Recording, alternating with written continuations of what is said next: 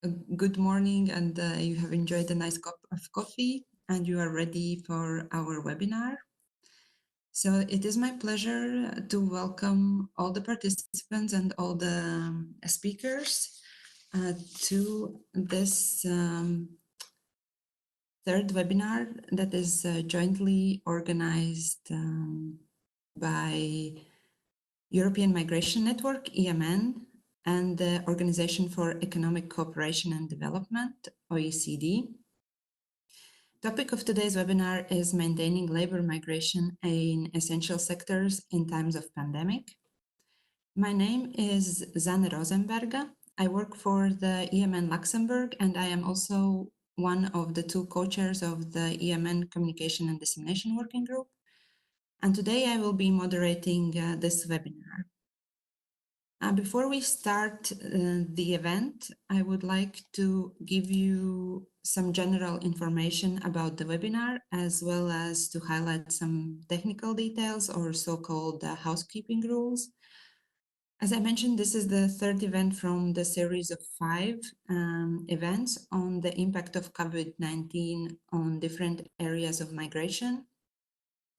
All the webinars are based on informs, and today at the end of the webinar, so around 11 Brussels time, we will publish inform maintaining labor migration in essential sectors in times of pandemic. The link will be shared in the chat box, and you will be able to access the file and download it from our website. And the next webinar on the topic of reduction and loss of remittances as a result of COVID-19 will take place at the end of November or beginning of December. So we will communicate the exact date in the coming days on our social media platforms. And so you can follow our social networks, or if you are assigned to our mailing list, you will receive this information in your mailbox. In relation to the agenda of today, so we will have 3 presentations, and you can see the agenda on your screen right now. We will have 3 presentations on the impact of COVID-19 on the labor migration in essential sectors. There will be only one question and answer session. So if you have any questions that you would like to ask to our speakers today, I would like to invite you to use the chat box. Before you introduce your question, please also note down your either name or organization or maybe country you come from. Then include your question and also mention to which of the speakers the question is foreseen. Then the question and answer session is only 15 minutes long. And if there will be too many questions and we will not be able to address them during the time that we have foreseen, we will try to collect them and reach out to the authors of the questions afterwards. Closing remarks of today's event will be delivered by the chair of the European Migration Network, Mr. Magnus Ovilius. But otherwise, I think if there are no immediate reactions from participants, I would like to move on with the agenda and introduce our first speaker, who is Mr. Jacopo Mazza, Scientific Officer of the Knowledge Center for Migration and Demography, or KCMD. He holds a PhD in economics from the University of Amsterdam, and his research interests are in the economics of migration, education, and applied econometrics. Before joining Joint Research Center, he was a lecturer in economics at the University of Essex and Manchester. So Jacopo, the floor is yours, and we are looking forward to your presentation.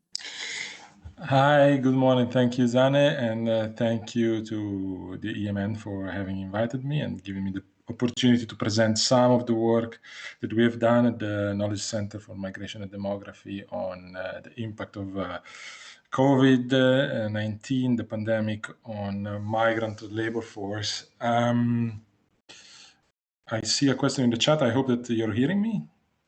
Can you confirm?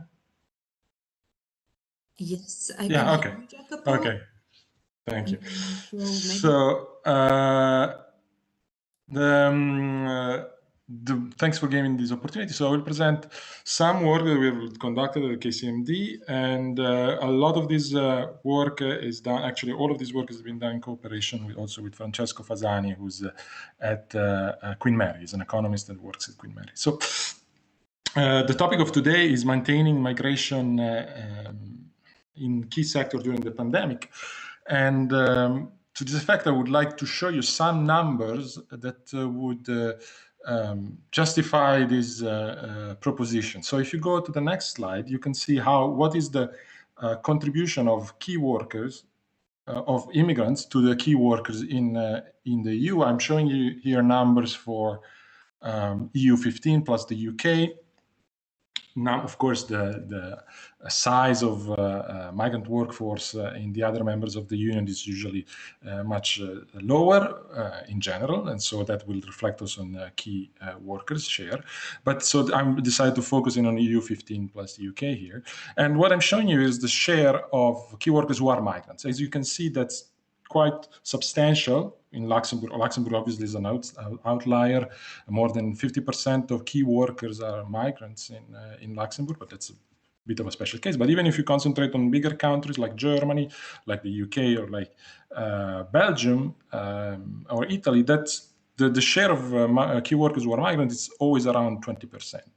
And the overall average across this set of countries is 19%. The overall in the union is 13%. So key workers, or better, the share of migrants among key workers is fairly high.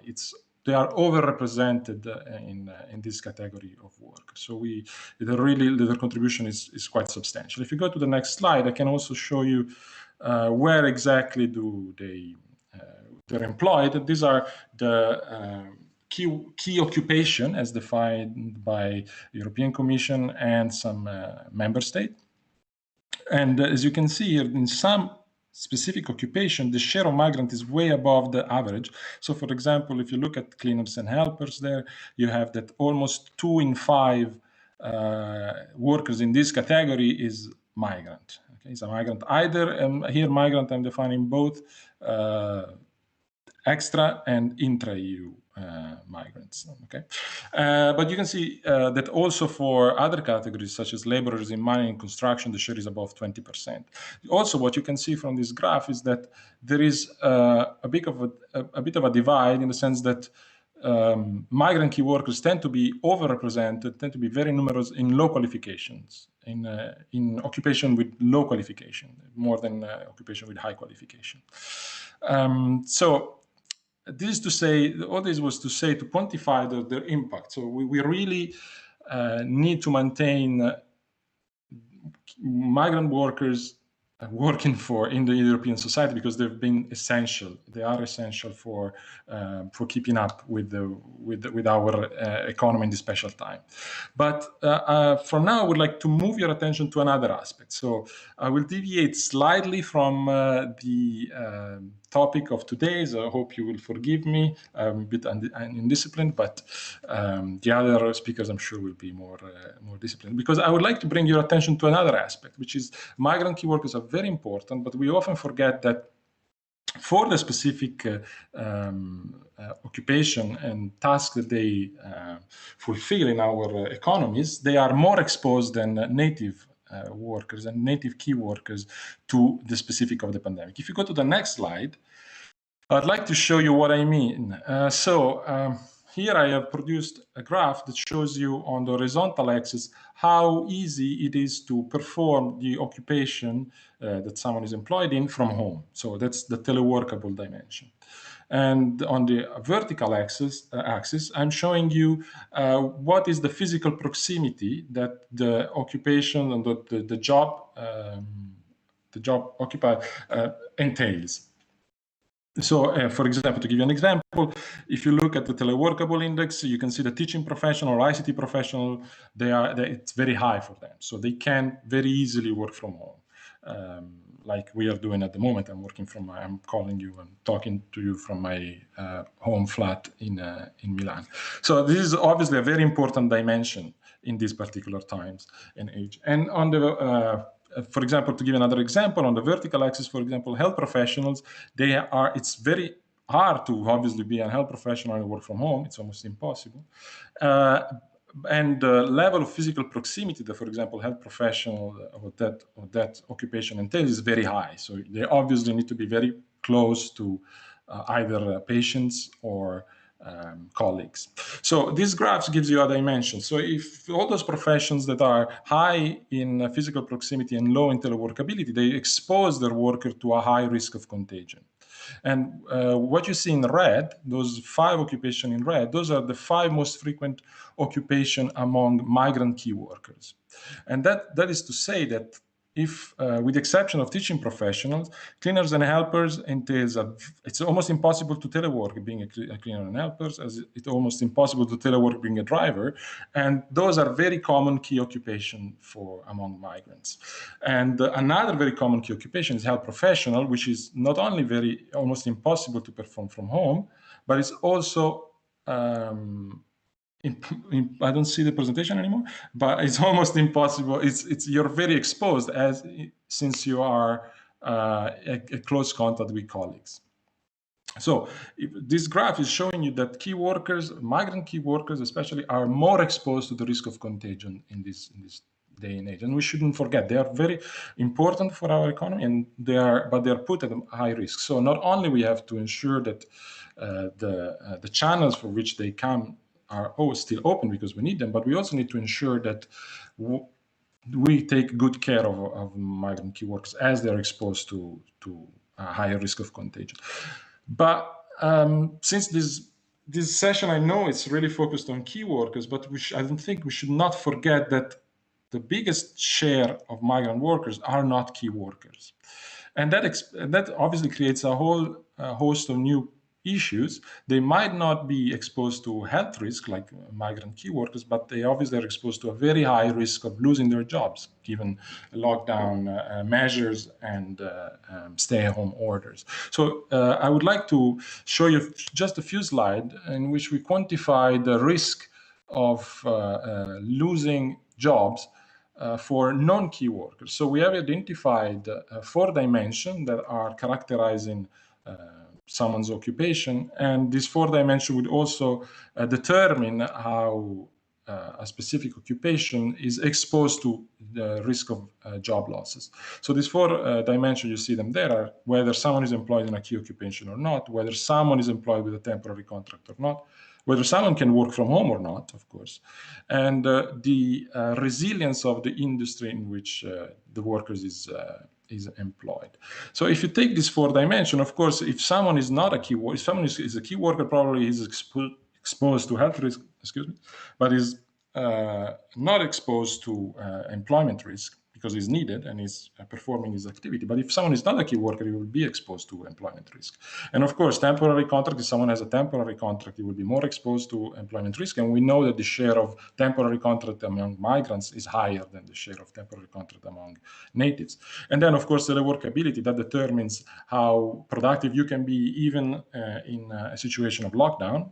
And the industry resilience will determine how probable it is that the industry in which you are employed will be affected by stay-at-home orders. So if we combine these 4 dimensions, we can come up with an index of job loss and job risk. If you go in the next slide, we have tried to quantify this job risk for the set of countries that I have showed you earlier.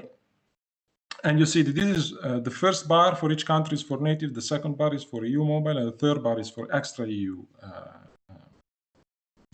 migrants.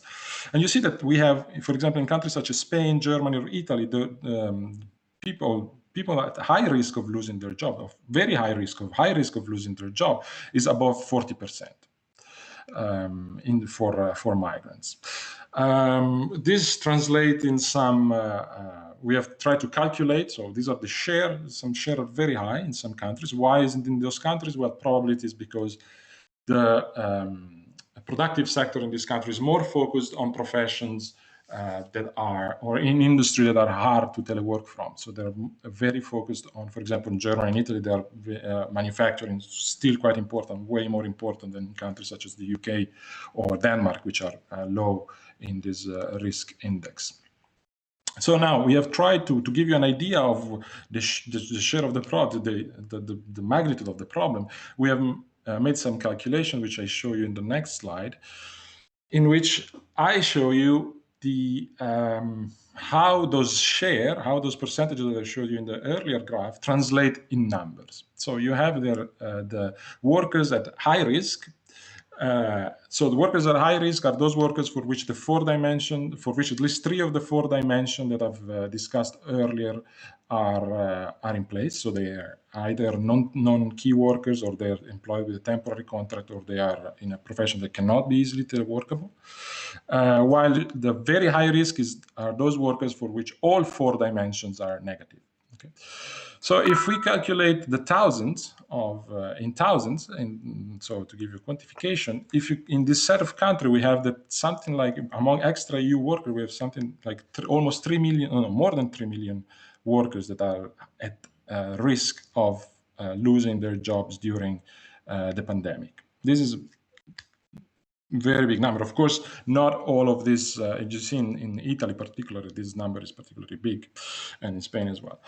This is obviously not all, we don't foresee that all of these workers will lose their jobs. Of course, it will depend on the length of stay-at-home order, if we will have more lockdowns or not, how long these lockdowns will be, how they will be organized, if there is a possibility for state intervention, for example, in furloughing instead of letting people go. And so this will depend, how much of this risk will in fact materialize will depend on other factors. But we calculate that there is a huge share of migrant workforce that are not key workers. These are not key workers that are at high risk. I can show you also the breakdown for regions, because there is some, of course, there is in the next slide, there is some within country heterogeneity. There are some regions that are more at risk than other regions. For example, here are all the regions in red. As you see, these are not, for example, a case that I know quite well is Italy. If you see that region is in bright red is Veneto, which is one of the richest regions in Italy. But so it's not determined by the wealth of a region, whether the numbers of workers at high risk, or the health of the labor market in general, but it's very determined by the productive structure of those regions. So Veneto is a very manufacturing-oriented regions. They are poised to suffer a lot. And this holds also for natives, by the way. I'm showing you here numbers for migrant key workers, but we've done the same calculation for natives, and this holds also for natives. So the final message I think that I wanted to communicate, to convey, is that, of course, we need to keep migrant workers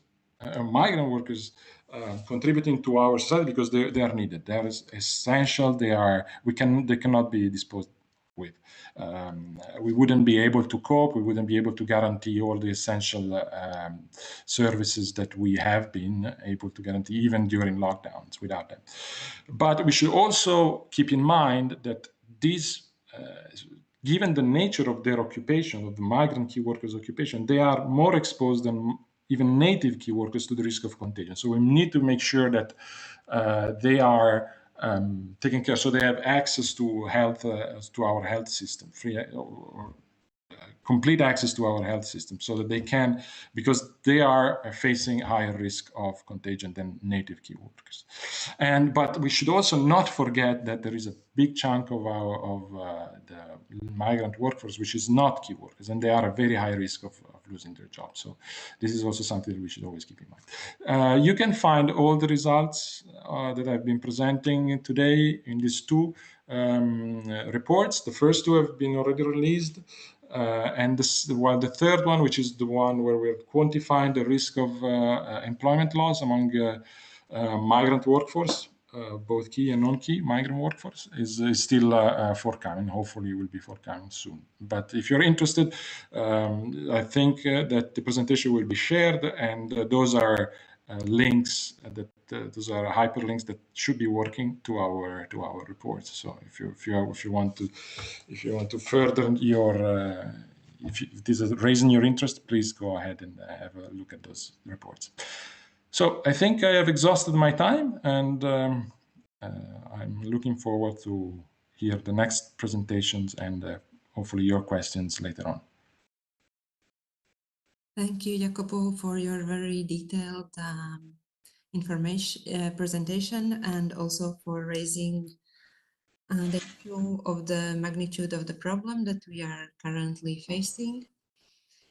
There have been already a few questions submitted in the chat box, but if there are any others, please don't hesitate and submit them. We will collect them all and share them with the speakers during the question and answer session, which is foreseen at the end of the webinar.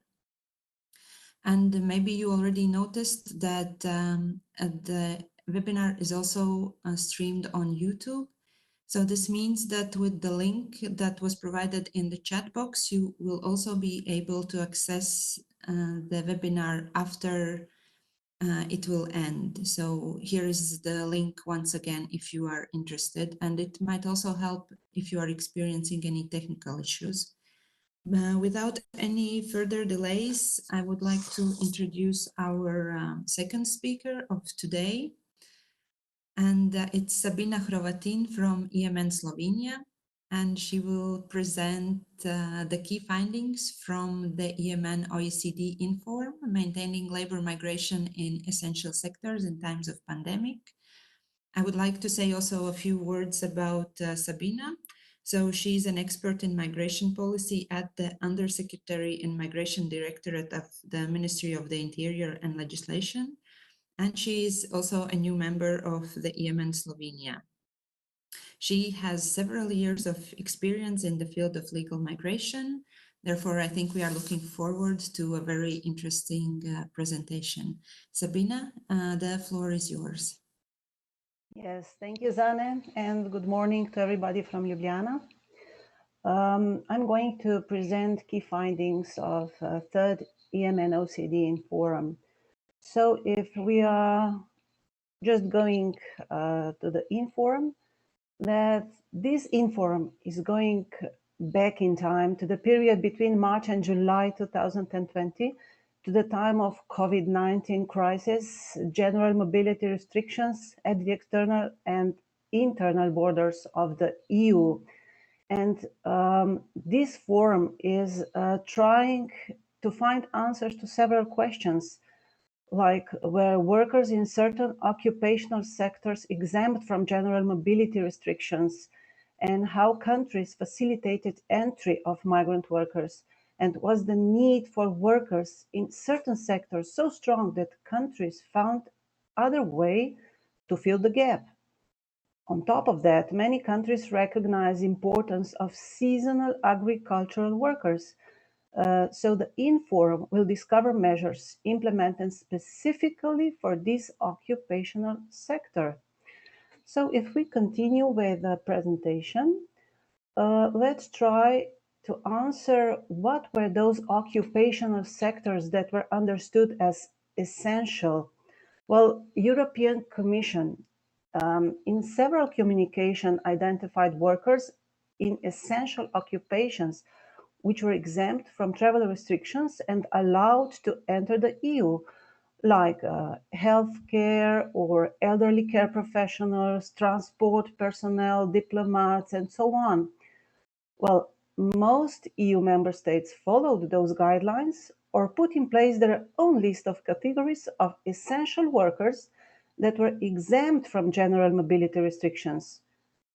Those lists based on national priorities and needs, like workers in transportation sector of people and goods, highly qualified workers, healthcare and medicine workers, as we see, workers in food processing industry, critical infrastructure, in high-level sports even, and of course, seasonal workers that we will find at the end. So, if we continue, when we identified essential occupational sectors where labor force is needed, new question arose. So how to facilitate entry of third country nationals in time of restrictions? Most countries did not introduce any new policies or procedures. However, general adaptations were introduced in practice. And what were those adaptations? Well, we are speaking about facilitating the issuance of permits, visas, or expediting process. Well, some specific policies or procedures were introduced in 5 EU member states. For example, Spain did streamlining or prioritization.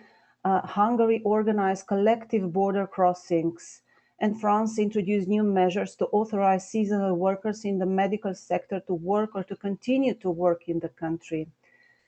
Many countries made exceptions from health measures. That is very important, but that means that they introduce lighter or alternative measures to normal 14 days quarantine. That means they took, like, for example, temperature tests instead of quarantine.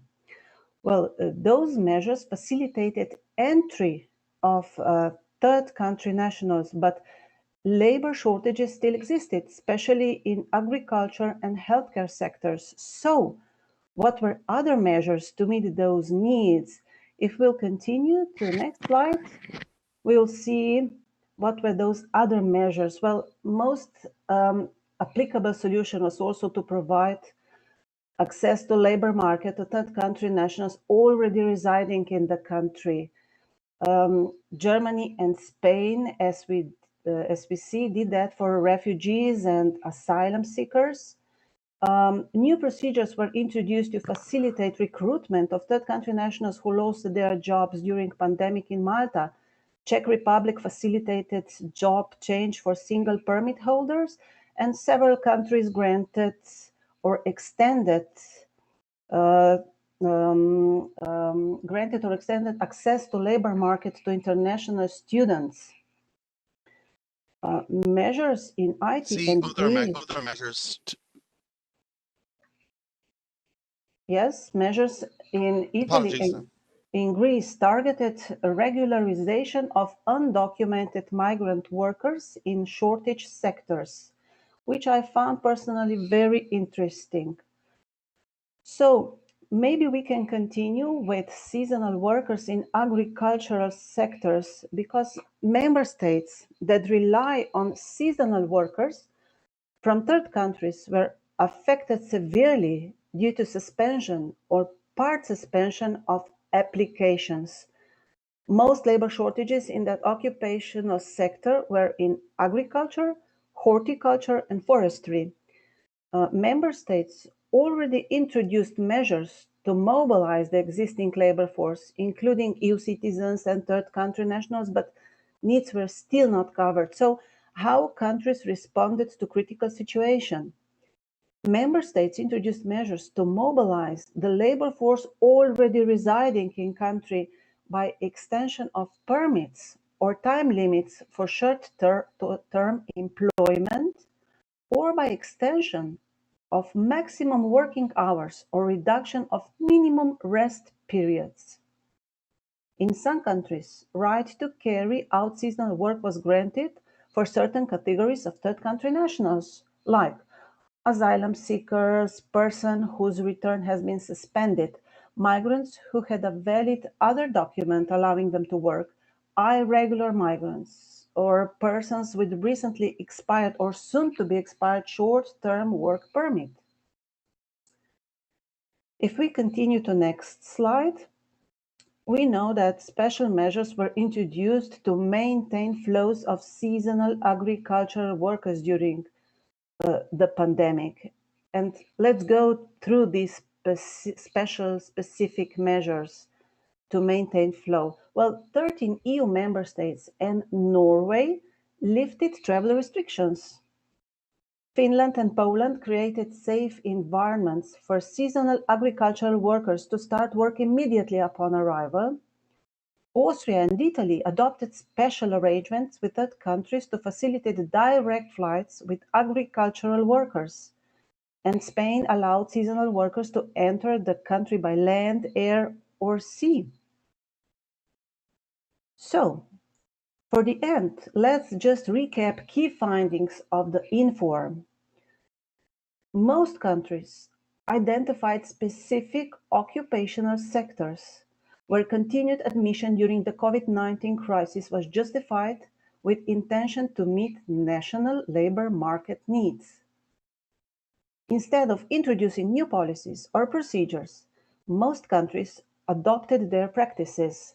New policies or procedures applied mainly to workers in the health, agriculture, and transport sectors. Majority of countries applied some exemptions from health measures to facilitate entry and rapid access to the labor market. Several countries implemented measures that included third country nationals already residing in their territory. Regularization of third country nationals was also permitted in a limited number of cases. And special measures were introduced both for agricultural seasonal workers already in the country and also to those entering country during the pandemic. So, as Zane already explained, Inform can be downloaded from the chat box. So that's all from me now. Dear Sabina, thank you for your presentation, and also thank you for introducing the main output of today and of the work that EMN and OECD has been carrying out over the last few months. So as you see now in the chat box, there is a link where you can download the Inform that Sabina just presented to us. If you are interested, please feel free to download the Inform and get acquainted. And if you have any questions to Sabina or Jacobo, or also to our third speaker of today's webinar, please feel free to submit your question in the chat box, and we will collect the questions and address them to the speakers at the end of the webinar.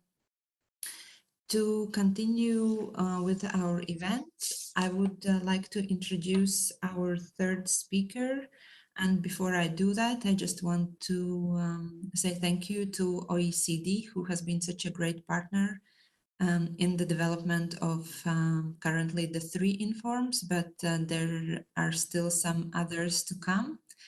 And I would like to introduce Cécile Thoreau, who will present the OECD perspective today at our webinar.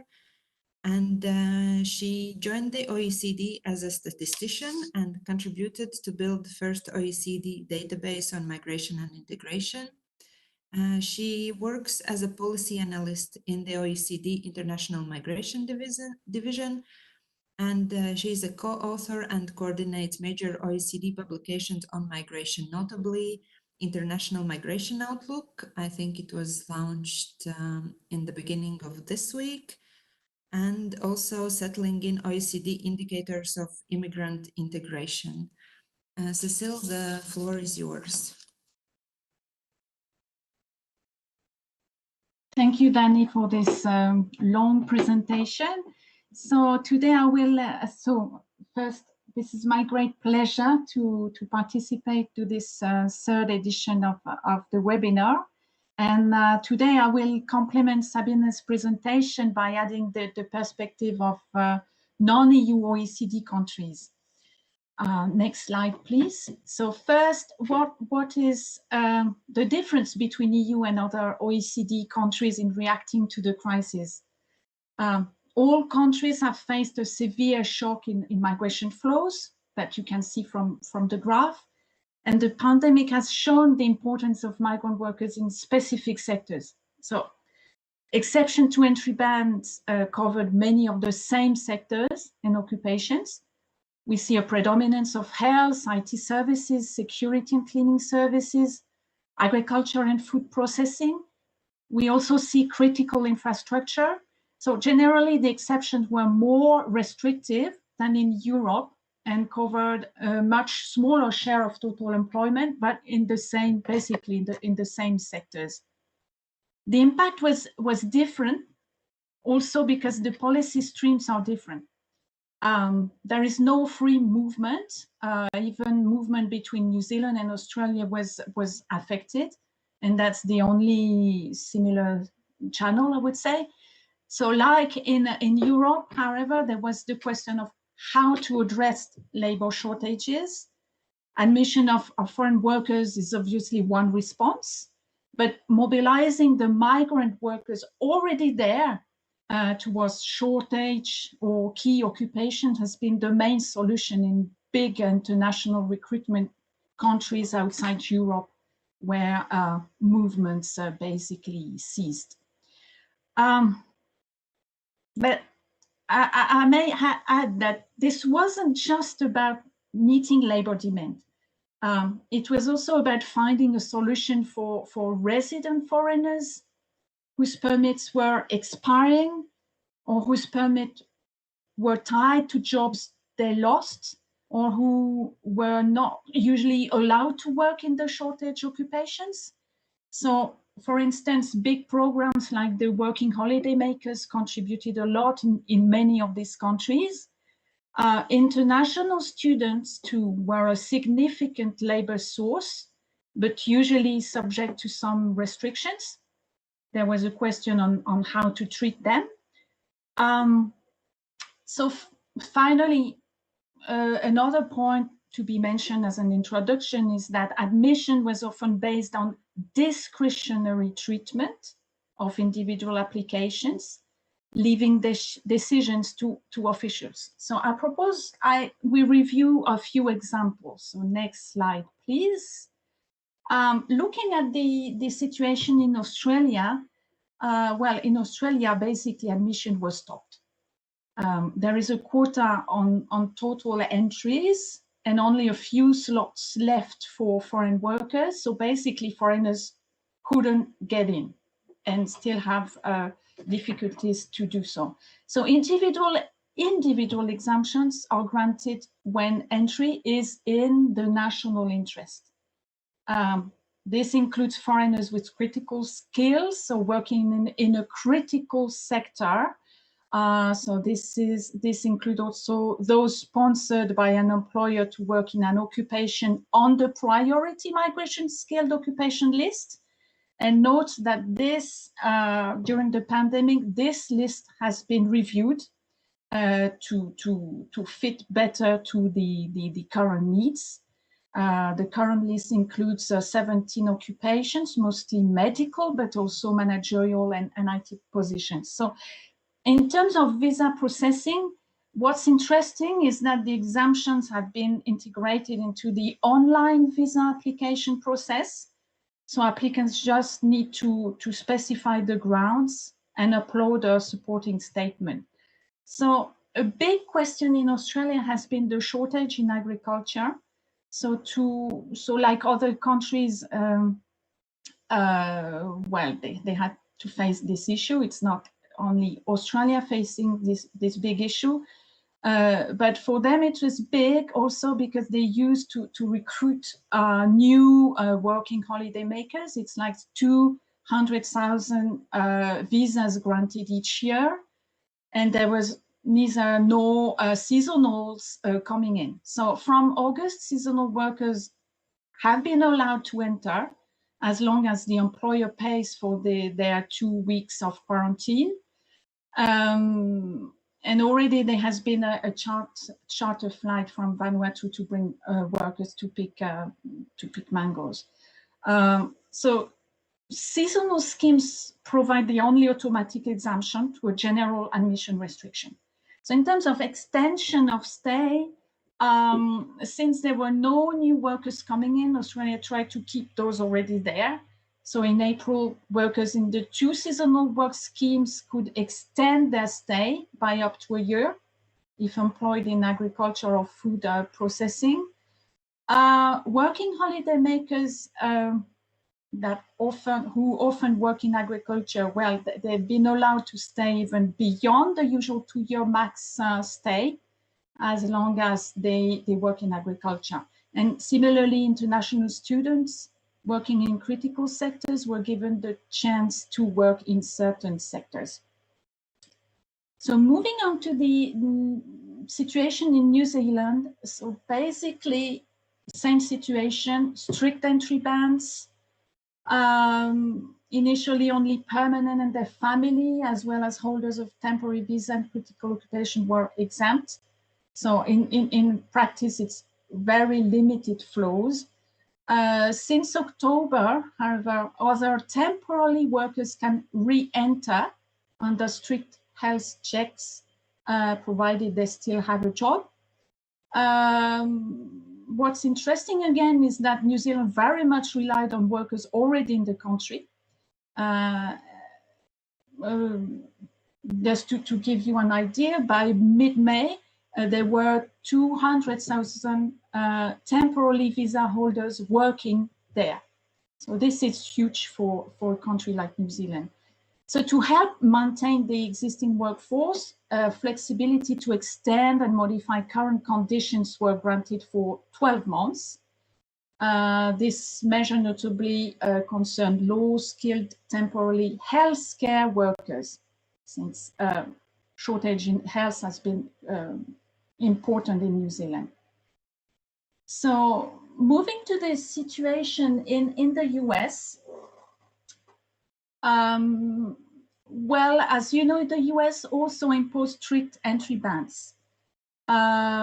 This was for health reasons, but also for economic reason, announced in presidential proclamation. So the initial closure for health reasons became a broader suspension of visa issuance that you can see from this graph. So basically no entry, with the notable exception of seasonal agricultural workers, the H2A visa holders, and also temporarily non-agricultural workers, H2B, although the latter was suspended in June. So exemptions for national interest were allowed, but as you can see from these admission figures, flows are very low. So in August, the US provided more guidance on the exemptions to the general entry bans. For example, for H1B, exceptions include some healthcare occupations, IT services. Also, interestingly, the possibility to resume ongoing employment in the same position with the same employer, and also some technical specialists.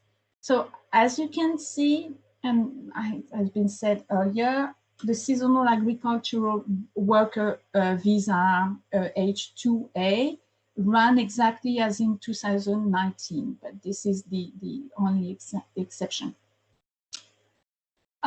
So further, initially H2A workers running up against the 3-year limit were allowed in April to extend, but this measure ended in August. So in Canada, the situation, so next slide please. So in Canada, the situation is a bit complex, and many emergency orders have been have been established, more than 20, I think, so far. So these orders are frequently revised, but grant exceptions for those providing an essential service. One is if the activity or function of the migrant is in the national interest, and it is defined by one of 3 ministers. The orders include exemptions for certain health, safety, and food security workers. Further, a list of hundreds of jobs in critical sectors were developed. In addition, some students in health fields were also granted an exemptions in some specific conditions. Labor market tests were given priority processing if in agriculture and food processing, as well as in health. And for those already in the country, work limits were eased for those working in an essential service. Workers whose permits had expired could recover them if they met certain criteria. So, well, in other, next slides, please. So in other OECD countries, well, main message again is that entry bans were strict, even stricter in countries like Korea and Japan, who even canceled some visas issued before March if they hadn't been used yet to enter the country. So opening has been slow. Japan only clarified its exemptions in August. They are really limited. The only permits are for medical services and vital instructors or professors. All these countries, however, extended periods of stay and eased work conditions for specific categories of foreign workers already in the country. But yeah, main message is that you can see from the figures that entries went to 0. So what can we learn from those national experiences? What does it tell also for Europe? Well, first, countries which are islands or don't have open borders with their neighbors had much bigger shutdowns on mobility. Second, the shift to online processing was definitively accelerated in all these countries. Third, where skilled occupation lists were being used, they had to be adjusted to fit the COVID situation. And fourth, we don't see major sector policy changes except for agriculture, where countries really wanted to make sure that people could come and pick notably fruit or work in the fields. So if we look more long-term now, there doesn't seem to be a trend. Obviously, some of the longer-term consequences on policy will be affected by political developments in each country. There has been little sign yet of rethinking the role of labor migration. It's true that the US took a policy position, but this is rather the exception. We don't see any call for this in other countries, at least for the moment. We have to ask, however, what the consequences will be for some migration streams. Will high-skilled migrants still want to move? Will companies rely on intra-company transfers to the same extent? Will digital nomads be a real phenomenon or just a niche? Will talent go to where it's safest and most isolated rather than crowded hubs?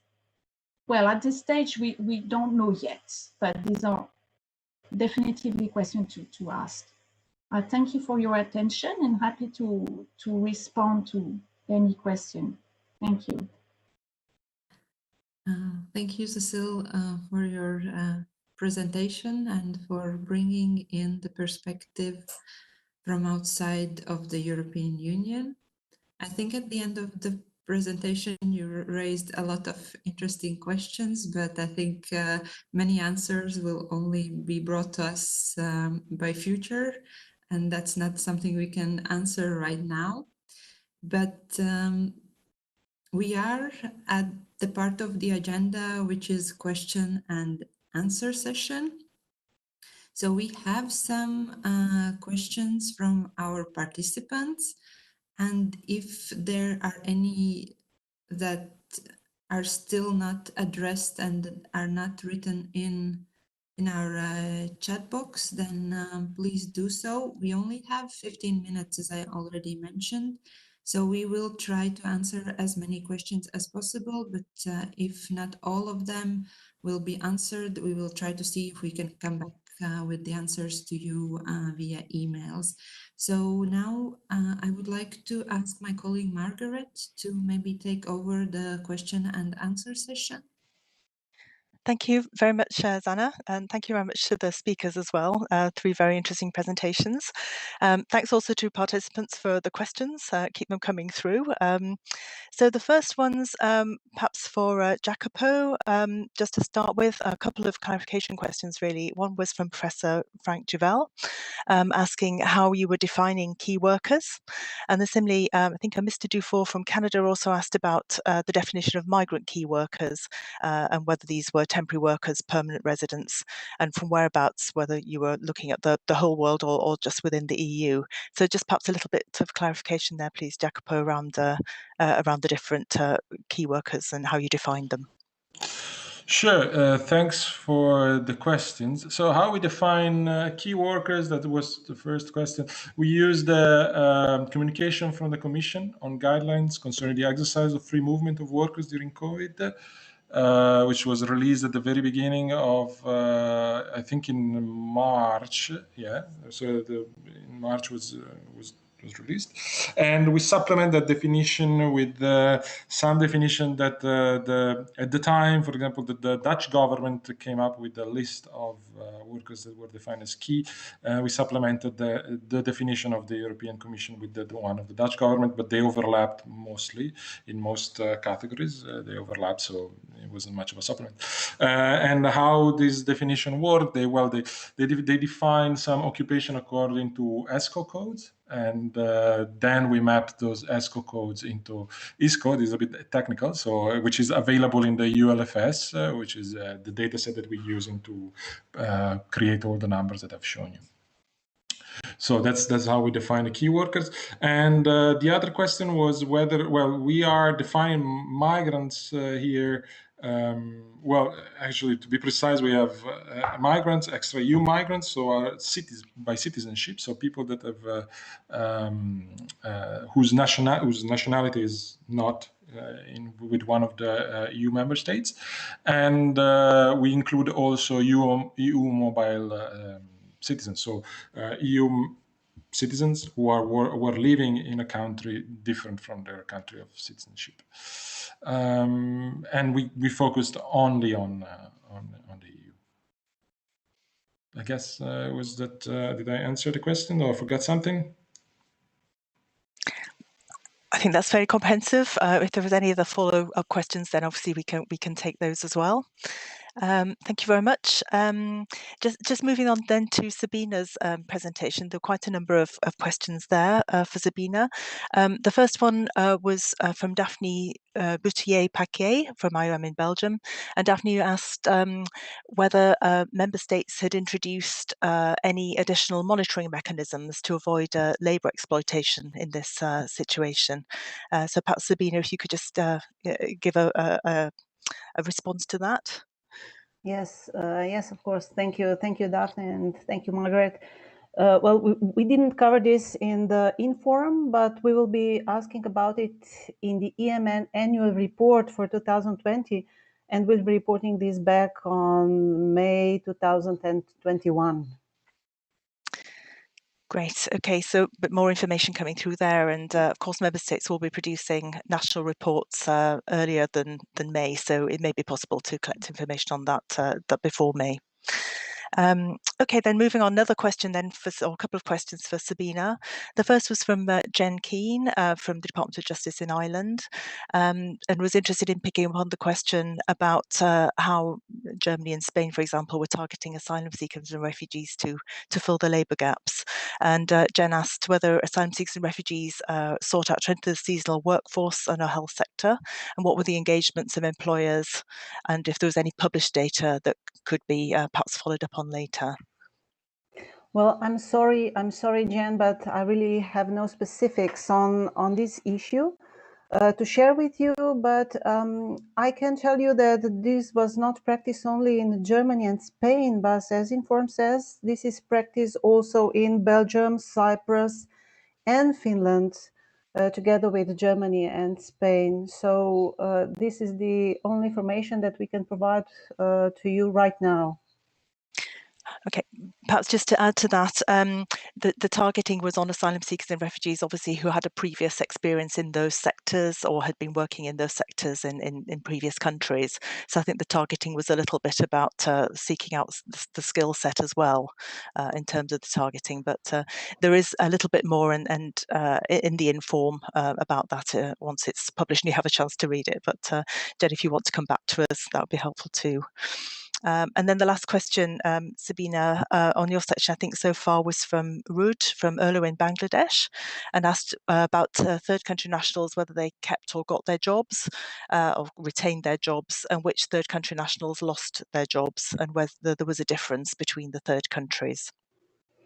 Well, when we spoke at the beginning, for essential occupational sectors, we exposed workers in transportation sector of people and goods, highly qualified workers, workers in food processing industry, critical infrastructure, seasonal workers, healthcare and medicine workers was specially recognized by most of member states, but especially seasonal workers in agriculture, horticulture, and forestry, as I already explained. Those were the most important sectors that that third country nationals kept jobs. Okay, great. Thank you very much then, Sabina. Okay, moving on then, there's a question for Cecile, again from Jen Keane in Ireland. Cecile, could you give us an example, please, of how a state has redrafted existing occupational lists? Jen says she feels like we've realised that we need to redefine what's meant by low-skilled workers, but she wondered if you, Cecile, could perhaps give any examples of where states had redefined this.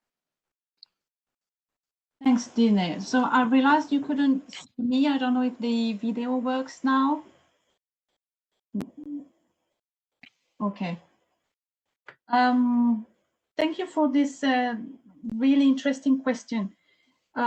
Indeed, as I said in the presentation, countries and have very few sectoral policies, with the exception of agriculture. So there has been no change in this regard, no change in regulation. Countries basically implemented new regulation, new orders to adjust to the COVID situation. So basically, in the near future, we don't foresee any change in terms of revising the definition of priority occupations and therefore no change in the definitions of low versus highly skilled occupation. We can nevertheless give the example of Australia with its priority migration skilled occupation list, so-called PM SOL. So during the pandemic, this list was changed, and these measures are in direct response to COVID-19. if migrants are not on this list, well, you can't really get in as a temporary worker. So it's difficult to tell what countries will do in the future. Maybe they already think about revising their definition of priority occupations that is usually understood as highly skilled occupations versus low skilled one. It's difficult to tell at this stage. We don't know if it's just temporary adjustments or if there will be a deeper thinking around those questions. Thank you. Sorry for not giving more definitive response on your question. Thanks very much, Cecile. Appreciate it. It's quite early days still, and there's still a long way to go before we can really analyse and understand exactly what's been happening. Okay, we just had one further follow-up question for Jacopo. Again, for Mr. Dufour, was asking about the definition of migrant workers as individuals with different citizenships, and wondered whether we were including dual nationals too, and just so further clarification, really, please. Yeah, thanks for the question. This is a good question, and I must confess that I am not really sure how if a dual citizen would declare, how would that be recorded in the LFS? I don't think, to be honest, that is a pervasive issue in the labor force survey that we're using for our data, but I would have to check that. And also, if you allow me, I've realized that I've forgotten to provide an answer to the previous question where they were asking me about seasonal workers and whether we're capturing them in our numbers. And I have to say that no, we're probably under counting seasonal workers in our numbers because the LFS is notorious for undercounting those non-residents in the EU. So possibly in some sector, we are actually underestimating the number of key workers, especially in agriculture. And that's a pervasive problem with the labor force survey. Okay, great. Thanks very much then for the clarification. So we've got another couple of minutes if there are any other questions that anyone would like to ask of us whilst we're all here.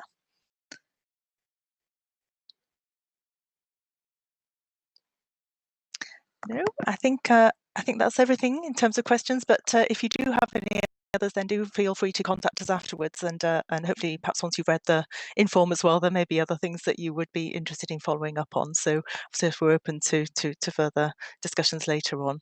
So thank you very much, everyone, and back to you then, Zana. Thank you, Margaret, and thank you to all the participants who provided questions for our question and answer session. And also thank you to participants for all the presentations and all the answers.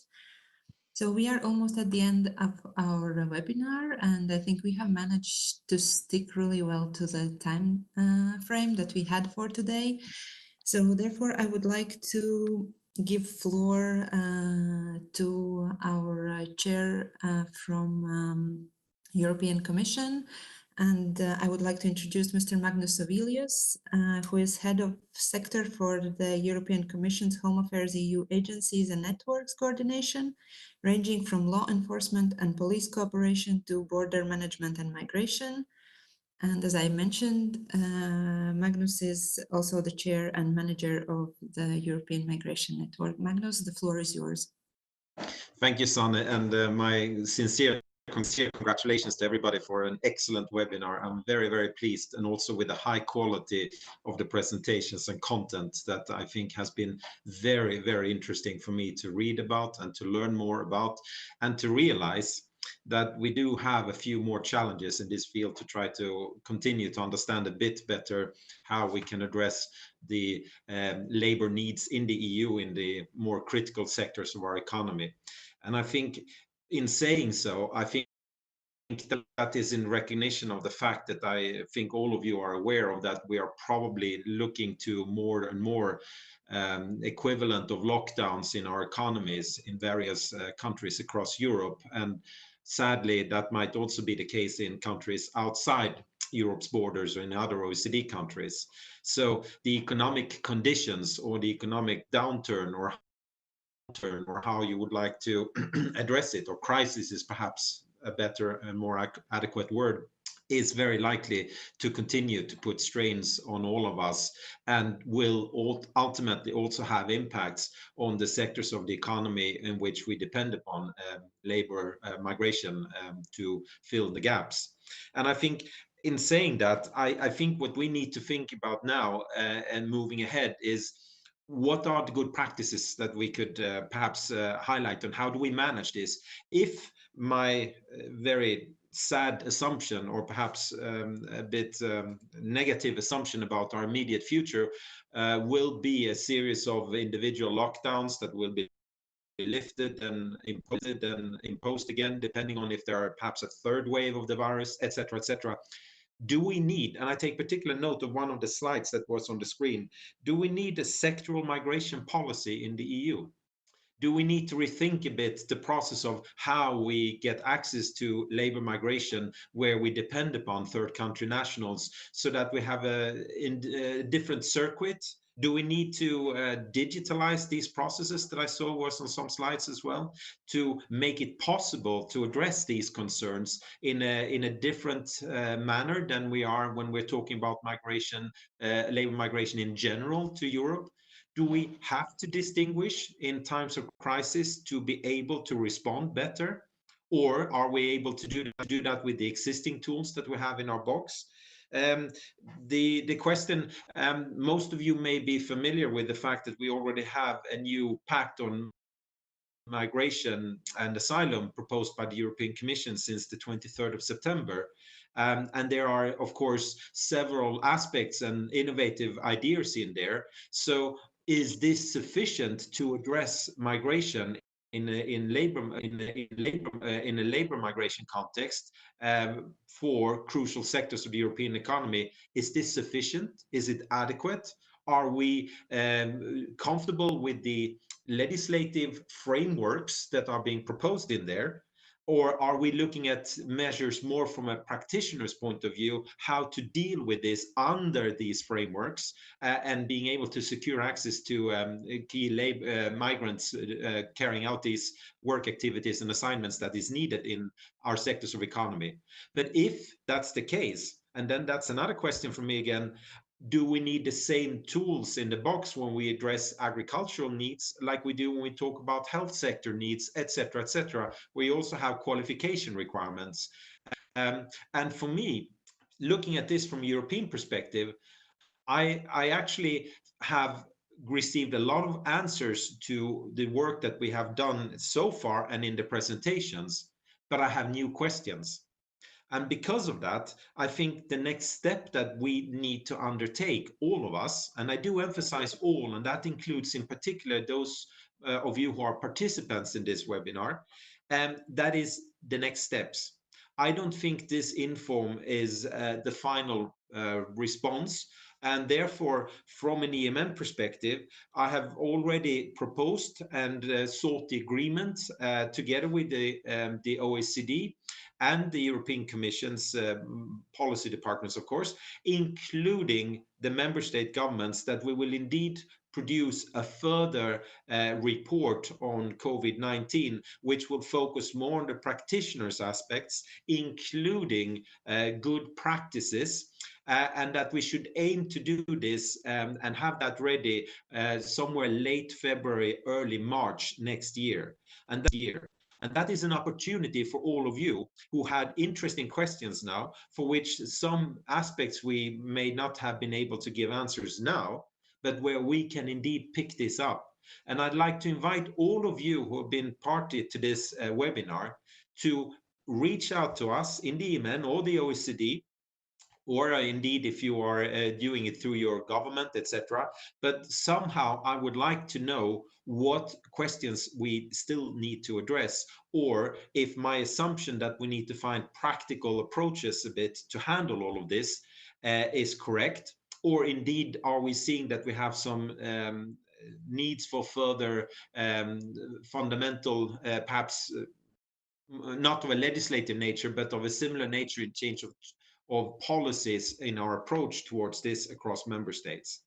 And therefore, I think this is the beginning of us doing a better job. I'd like to be able to answer the question if my Director General would pass by in the corridor and ask me, Magnus, are we well equipped to deal with labor shortages from originating in the EU, crucial sectors of the economy where we depend on migrants? Are we well equipped? Are member states equipped to do so? Do they have the tools they need to address this during a pandemic where we see our societies having different constraints in terms of economic activities that can take place? And also, what is the labor assessment needs carried out in these sectors? What is the value of these sectors of the economy? How can we better explain to our citizens the need for having migrants coming to work in our sectors of the economy? Are we communicating the positive aspects, especially with the points raised here that we depend upon migrants and they have helped us in a large extent address the COVID-19 pandemic as well? Do we communicate that with the general public as well? If not, we should probably do a little bit more work on that and give them the recognition they deserve as well for being at the forefront of fighting this pandemic. So I think we have a bit of an opportunity to rethink a bit whether or not we have the right tools in our box. And I'd like to invite all of you to participate in this endeavor.